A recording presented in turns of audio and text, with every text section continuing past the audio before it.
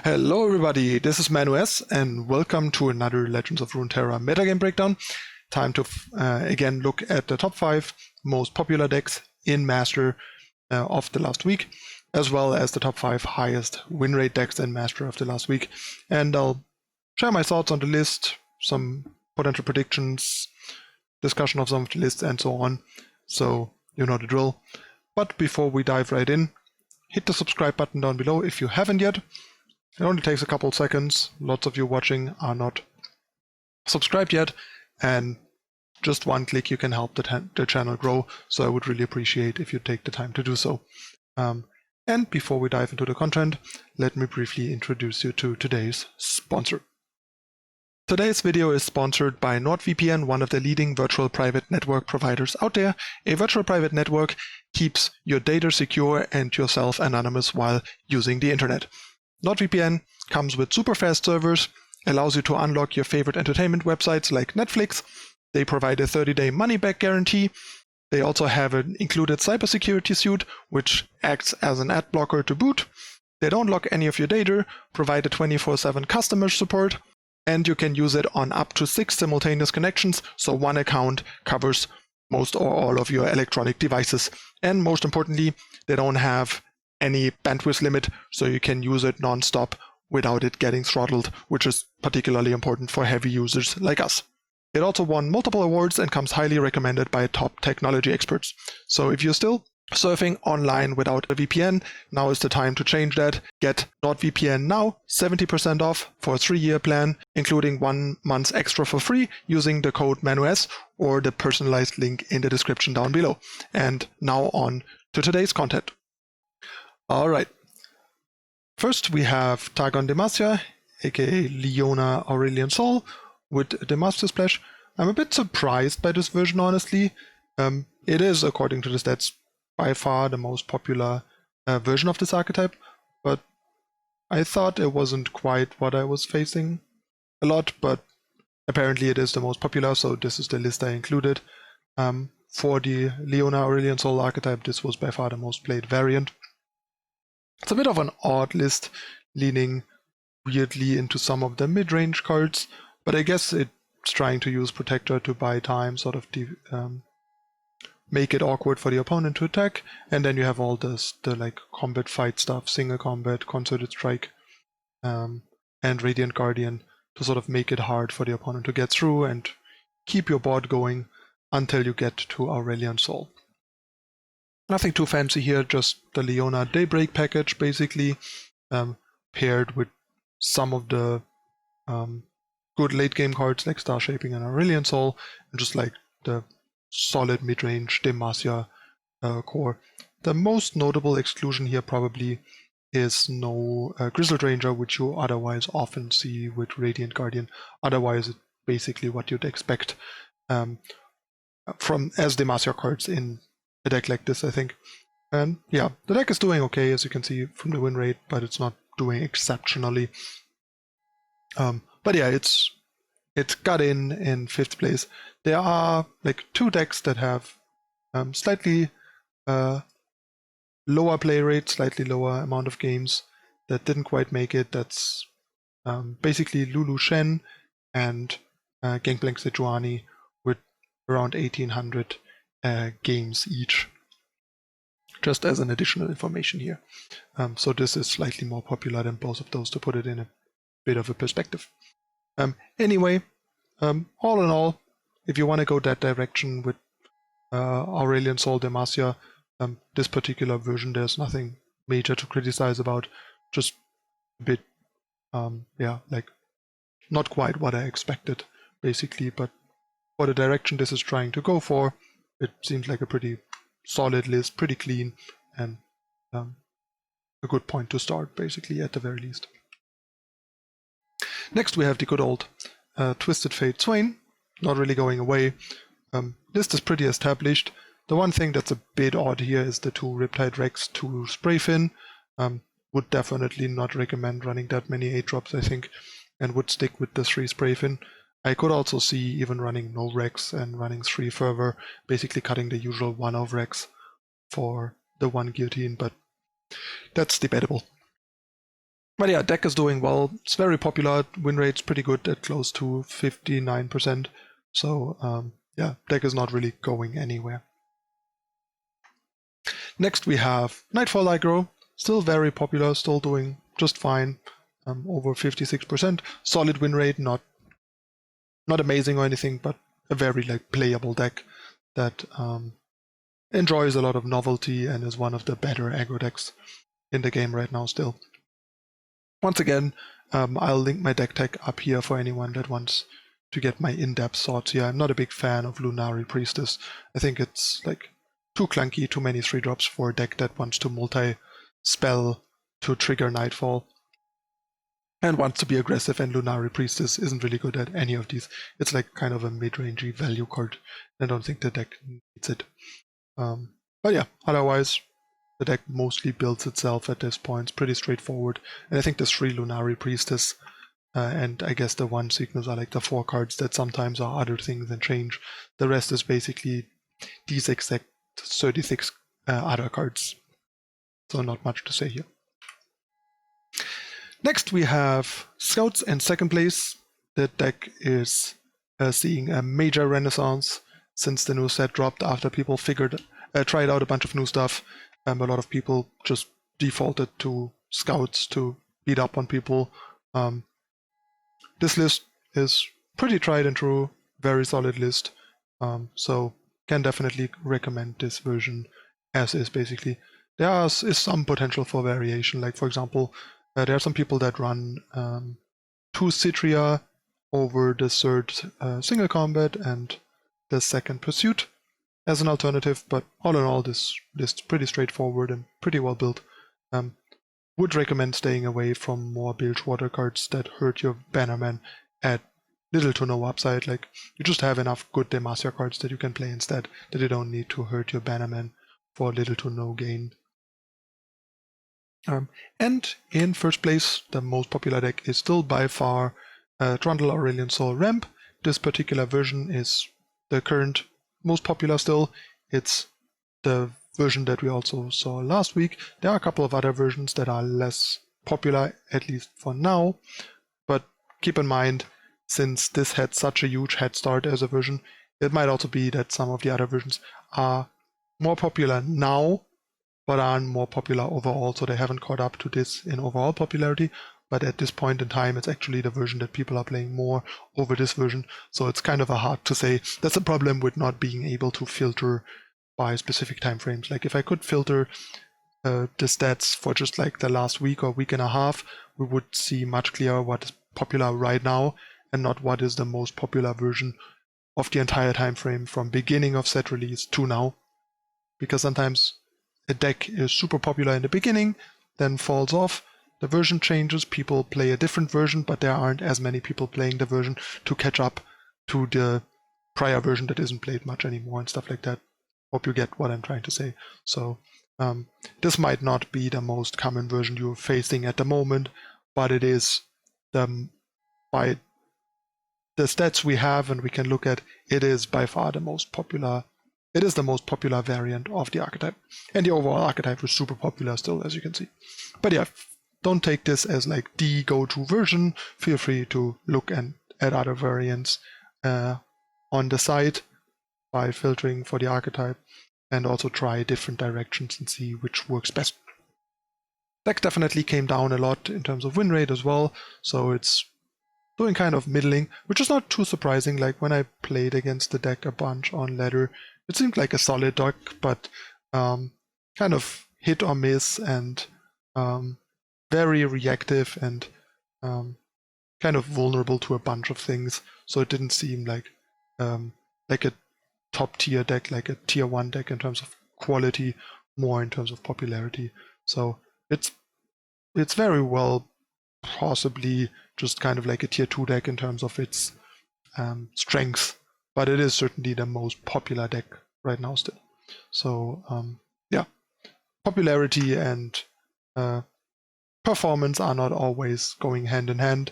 It often takes some time for people to figure out what the best decks are, and then the most popular decks reflect their sort of power level and quality more than in the earlier stages. So we will probably see the popularity of diffs go down, and maybe decks with higher win rates shift more up in popularity, and the like medium decks like dropping towards the end of the top 5 or even out of the top 5 in some cases.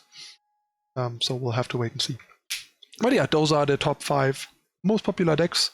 On ladder, not too much change, but Scouts is really establishing itself. It already like was doing really well in popularity last time around, but it isn't going anywhere, so it wasn't just like a spike or anything. It's just one of the top decks right now, both in performance and in popularity, but we'll see how it stacks up in terms of win rate with other decks. So let's take a look. In 5th place we have Lulu Shen, that didn't quite make it in terms of popularity, but in terms of win rate it's doing really well still. Like I mentioned before, pretty skeptical of Shen. Have not been impressed by him when I tried Lulu Shen variants and didn't like it too much. But in the larger context of other things, it is at least doing well in these stats. But as I always say, make your own, do your own testing. See what is actually performing for you. The stats are aggregated a lot. There are a lot of confounding factors, so they're kind of like dirty stats. They're not like super clean and super clear in what they mean.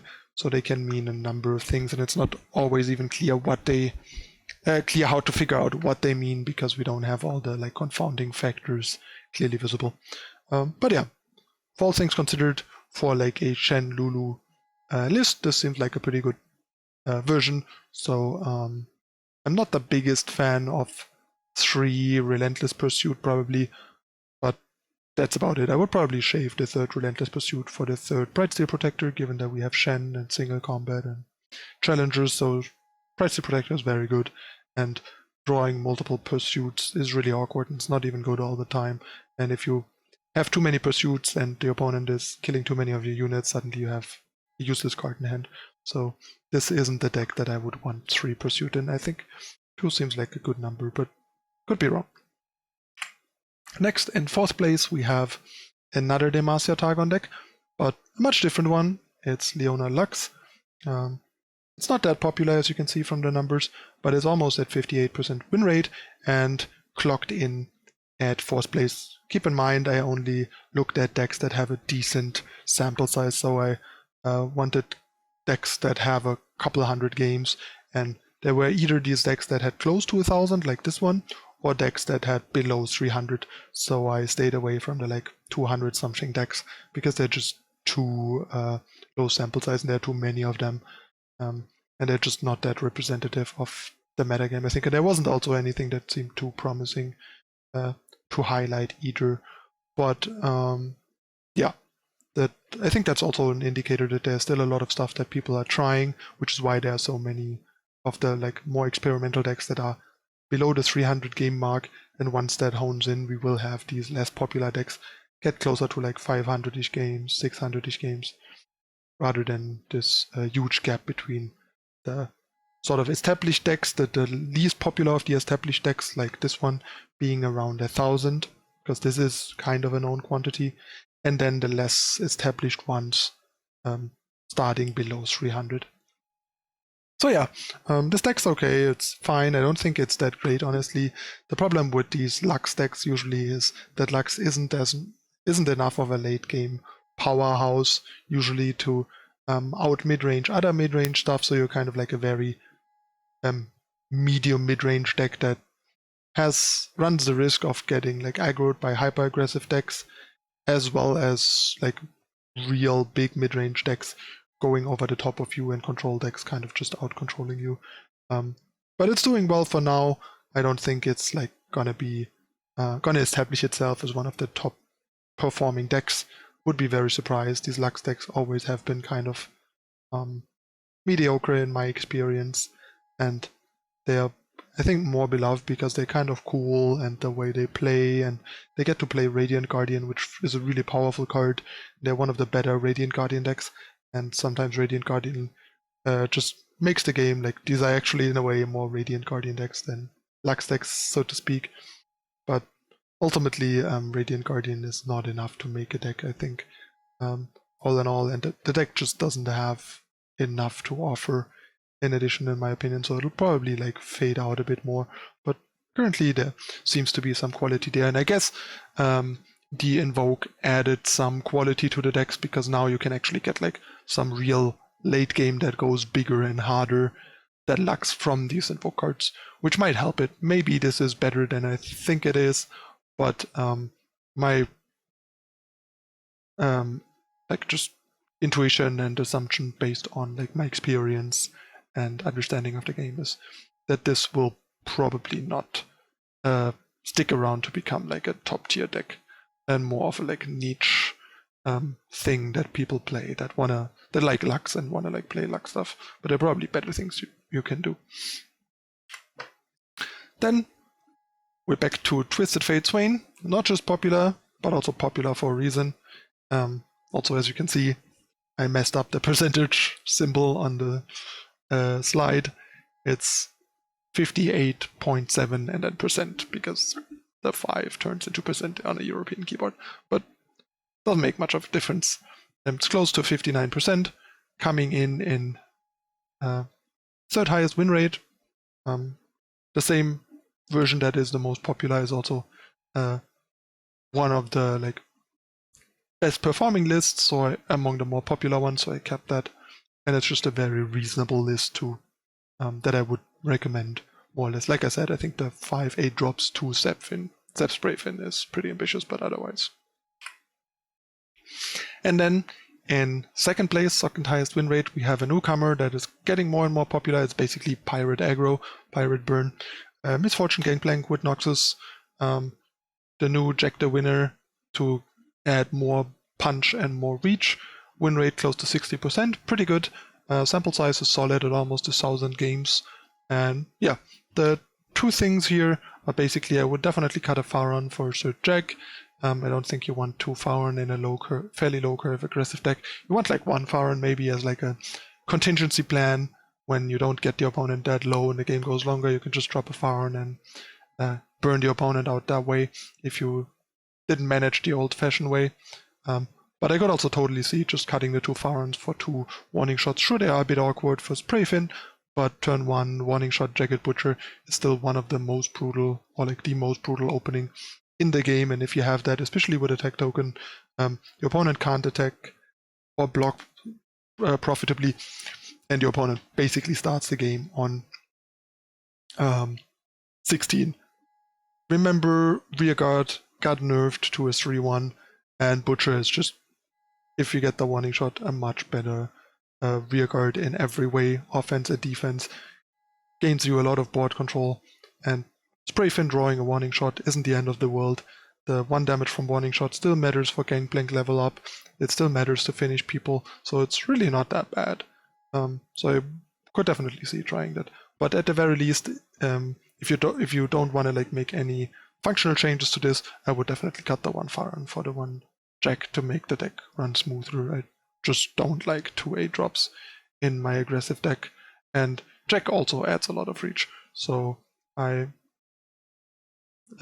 pretty sure the second Faron is too much in this, but once again, could be wrong. I haven't tested the deck a lot yet, but normally not a fan of 2 8-drops in an aggro deck. If you draw this at any point in time before, like, I don't know, 6 or 7, like 7 maybe, it'll really hurt your development, because it's just gonna be a dead card in your hand in a deck that really doesn't want that and wants to maximize its cards and mana and be explosive. And in first place, Scouts are not close to becoming the most popular deck on ladder. They're also the best performing one at almost 60% over 2,813 games. Keep in mind here I only looked at the Misfortune Quinn variant, while the number was higher for the popularity because it also included something like Misfortune Lucian Scouts. And here for the performance I only looked at the best performing variant, which is Misfortune Quinn. There are still like sub variants, but no major differences. Like the champions are all Misfortune Quinn, which also by now has been massively overtaken Lucian Misfortune, which has been proven to be the inferior version. So yeah, for performance, I only looked at the specific variant that is established and does well. Well, for popularity, I looked at all variants, even the minor deviations like Lucian Misfortune, because I think it makes sense to do it this way. But yeah, same list here. List is popular, list is doing well. It's just very established. Archetype is pretty figured out at this point. There's some appeal to consider as Search Ranger's Resolve right now with all the avalanches and stuff.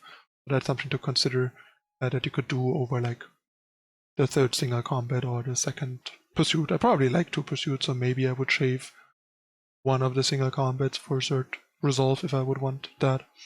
But yeah, that's about it. Yeah, this is the top 5 most popular and the top 5 highest win rate deck of this week.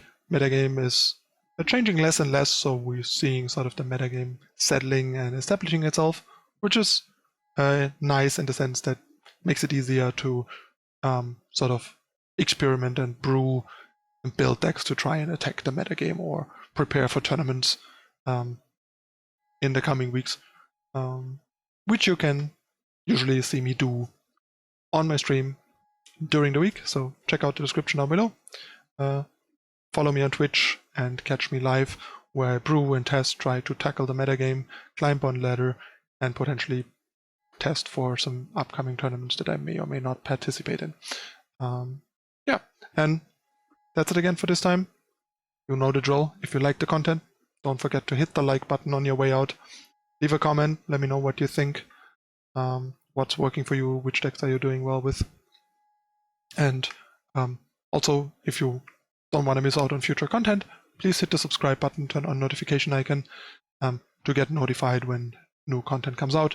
I'm already working on testing and providing data for the next deck tech that I'll be doing in the next couple days to catch up. I haven't done one in almost 2 weeks, but I wanted to make sure that I bring you like well-tested, well-thought-out lists, and I haven't really gotten the lists and numbers to a point where I want to share them as a guide. I'm obviously playing them and talking about them on ladder, but for deck tech I usually want to have some very clear findings and opinions on the list and how to build it and so on, and also data to back it up in terms of like performance. Anyway, that's it for this time. I'm your host ManuS. I thank you for watching, and I'll see you next time.